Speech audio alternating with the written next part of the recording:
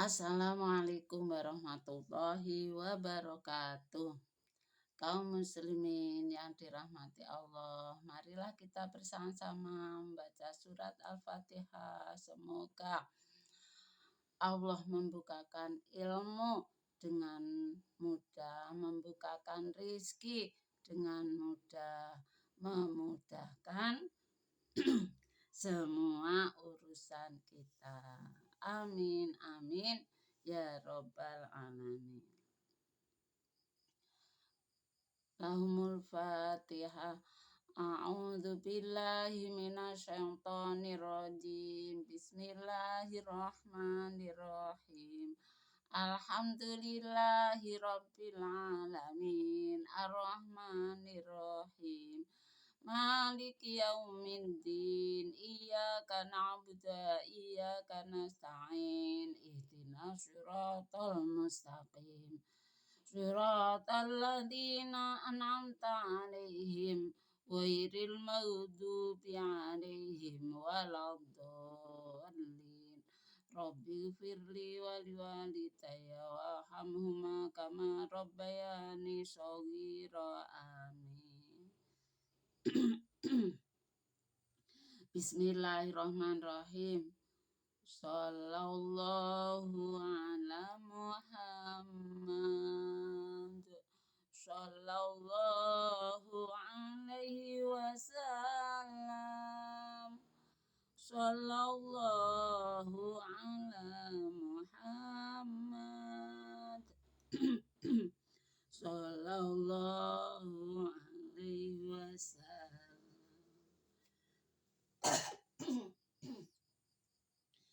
Anta syamsun, anta badrun, anta nurun fauqa nuri, anta iksiru wa wali, anta misbahu suduri. Kaum muslimin yang dirahmati Allah, pada pertemuan kali ini kita akan mengaji tentang memelihara anak yatim dan membantu janda.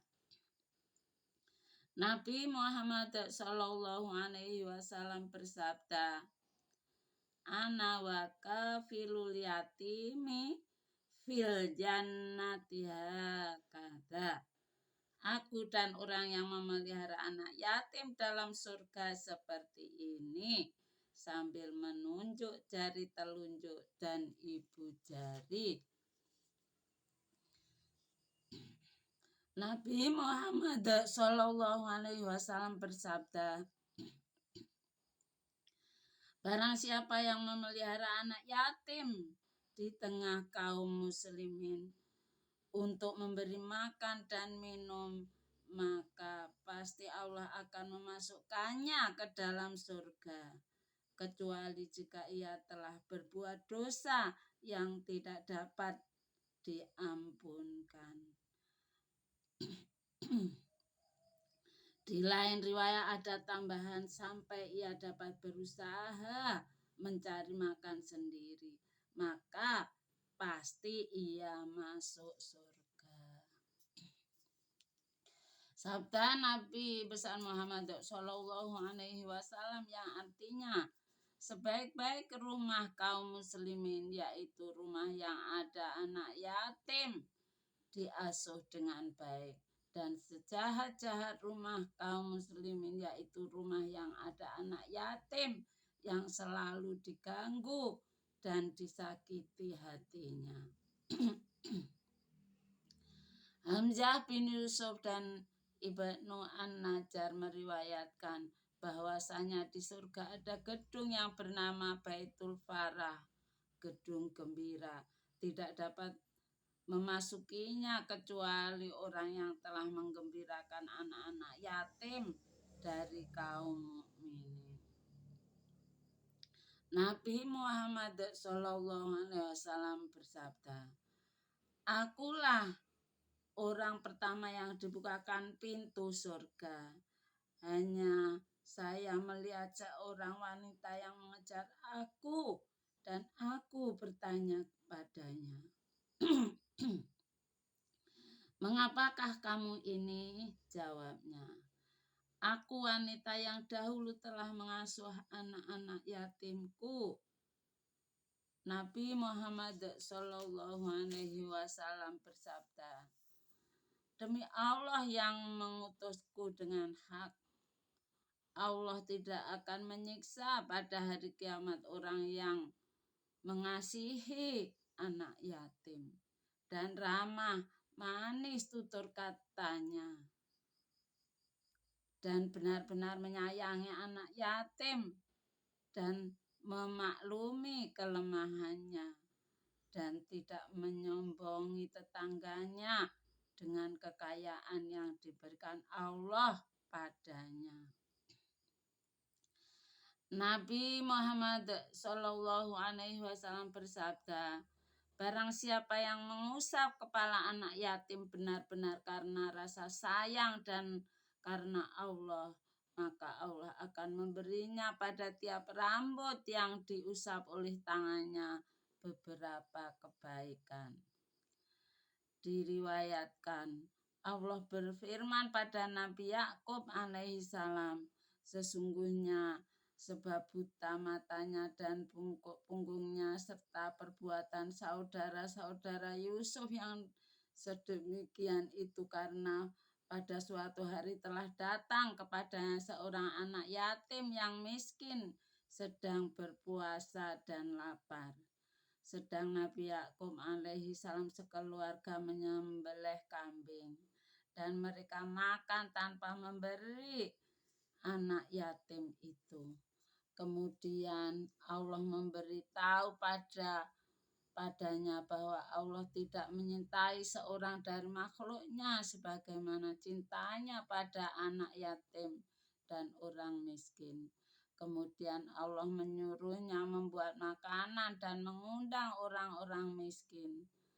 Lalu dilaksanakannya.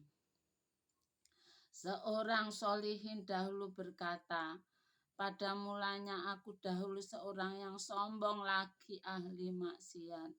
Tiba-tiba pada suatu hari melihat anak yatim, maka aku merasa kasih sayang padanya, sehingga aku perlakukan anak yatim itu bagaikan anakku, bahkan lebih dari itu. Kemudian aku tidur, tiba-tiba bermimpi bahwa malaikat Zabaniyah menangkap aku dan membawaku dengan keras ke neraka jahanam.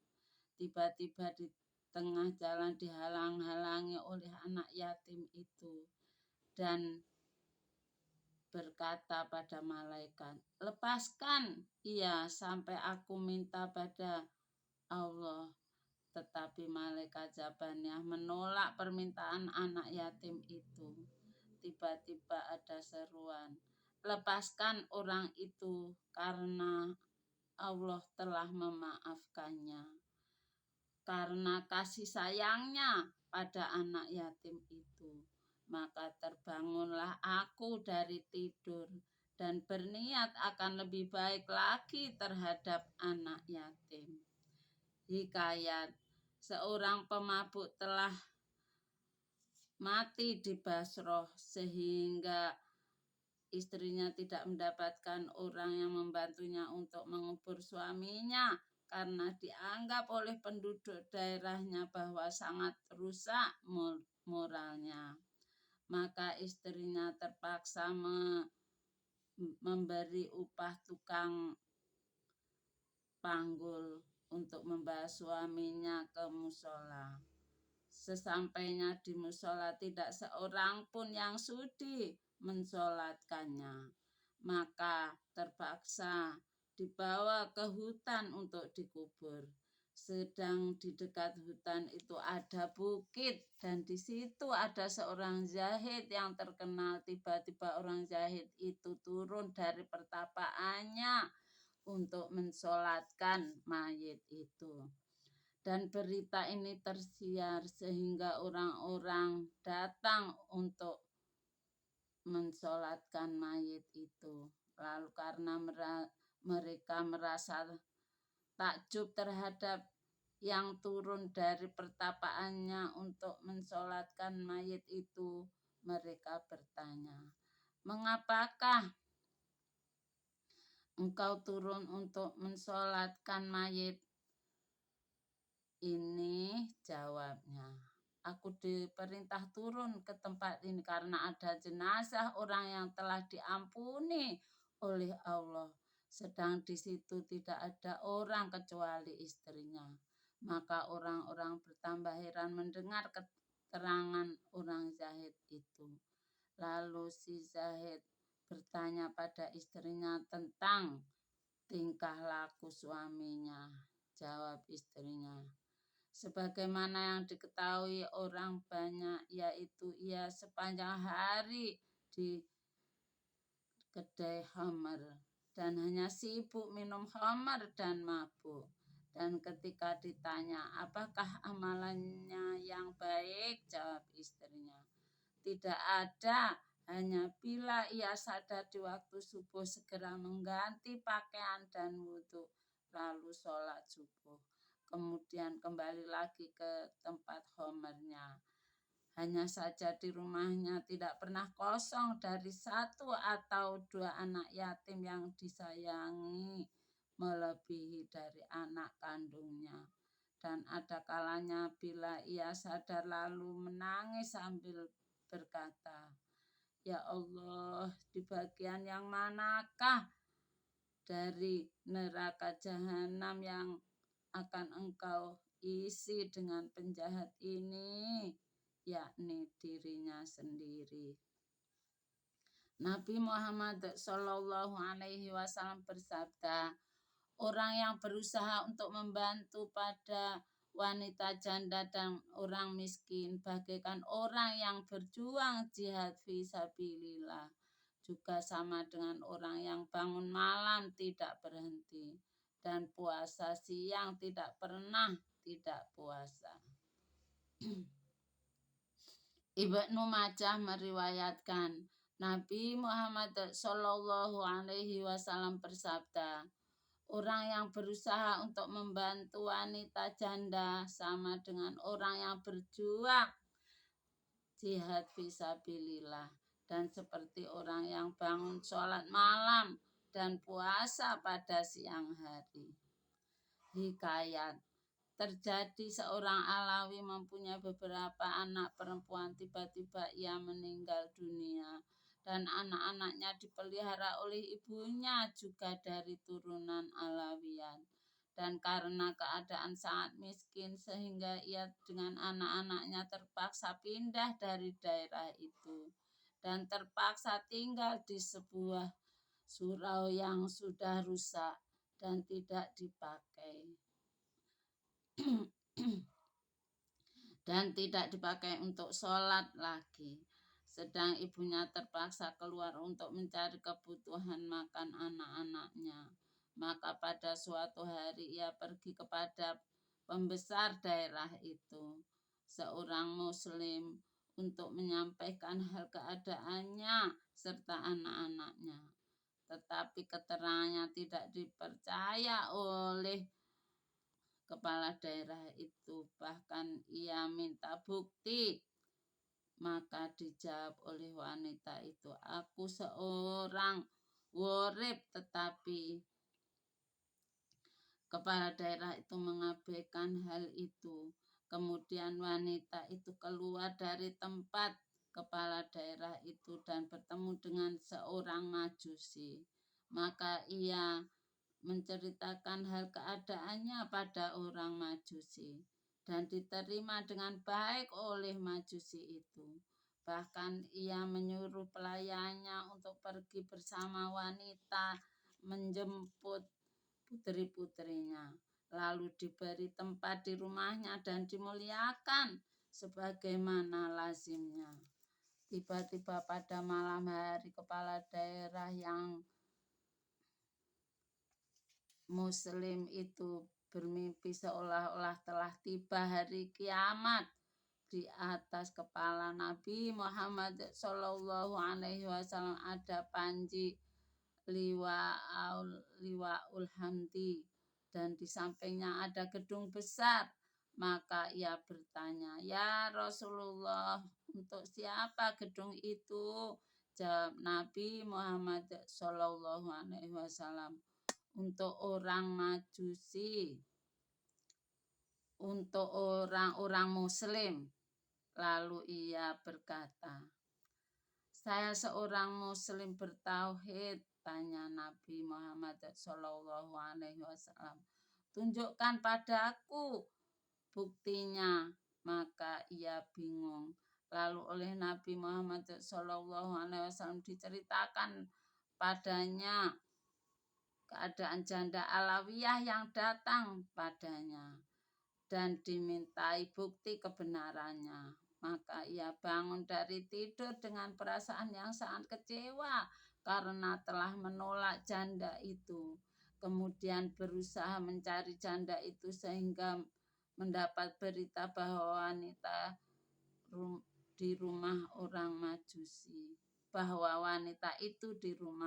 Majusi. Maka ia pergi ke rumah Majusi untuk minta padanya supaya menyerahkan wanita muslimat itu. Tetapi ditolak oleh si Majusi dengan alasan, "Aku telah merasakan berkat orang-orang yang aku tolong ini." Lalu kepala daerah itu menyerahkan uang 1.000 dinar pada Majusi untuk imbalan bila ia suka menyerahkan padanya janda dan anak-anaknya itu. Mendadak si Majusi berkata, "Yang kau inginkan itu memang sayalah yang berhak, dan gedung yang kamu impikan itu memang dibuat untukku." Jawab kepala daerah itu, "Kamu bukan Muslim." Jawab kepala daerah itu, "Kamu bukan Muslim." Dijawab, "Apakah kamu akan berbangga padaku tentang Islammu?" "Demi Allah, tiadalah kami tidur pada malam sehingga kami sekeluarga telah masuk Islam di tangan wanita Alawiyah ini dan putri-putrinya. Dan saya juga telah bermimpi sama dengan yang kau impikan itu." Dan ketika Rasulullah Shallallahu Alaihi Wasallam bertanya padaku, "Apakah janda Alawiyah dengan putri-putrinya itu berada di rumahmu?" Jawabku, "Benar ya Rasulullah." Maka sabda Nabi Muhammad Shallallahu Alaihi Wasallam, "Gedung itu untukmu dan keluargamu."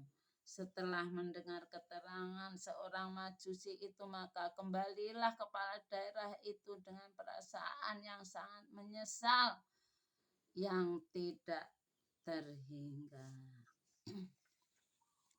Kaum muslimin yang dirahmati Allah, dengan pengajian ini maka kami mengajak diri sendiri khususnya dan kepada semua kaum muslimin, marilah kita memelihara anak yatim dan membantu janda ikhlas karena Allah, sehingga kita mendapatkan banyak kerahmatan di dunia sampai surga.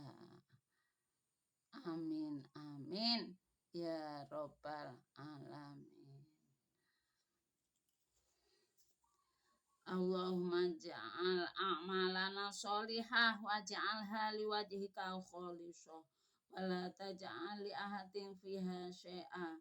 Amin ya robbal alamin. Hadanallahu wa iyyakum ajmain. Wassalamualaikum warahmatullahi wabarakatuh.